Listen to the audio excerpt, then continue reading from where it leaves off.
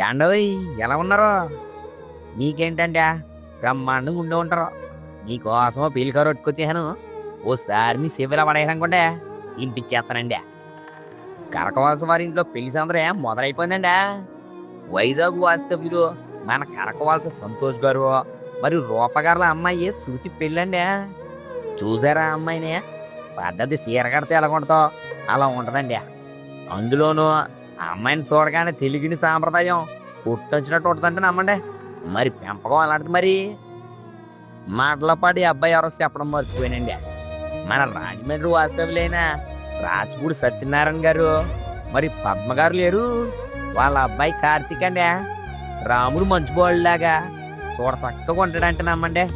అందులోనూ మన ఊరు సిగ్గెక్కువని బాబా. ఏది ఏమైనా జంటను చూడడానికి చిలకా గోరింకల్లాగా ఉన్నారంటే నమ్మండి. మరి వీళ్ళిద్దరికి పెళ్లి చేయడానికి పంతులు గారు మంచి ముహూర్తం కూడా పెట్టారండి. ఎంతగా పెళ్లి ఎప్పుడంటారా? ఆ విషయానికి వస్తున్నానండి బాబా.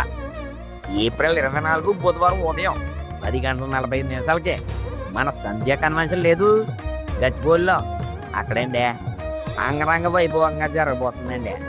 మరి రిసెప్షన్ భోజనాలు ఎక్కడంటారా? ఏప్రిల్ 24 బుధవారం మధ్యాహ్నం 12 గంటల నుంచి కళ్యాణ వేదిక వద్దనండి. మరి మీరు వచ్చేసారనుకోండి, పసందైన వంటలతో గ్రామాప్యాతలతో వడ్డిచ్చేస్తామండి.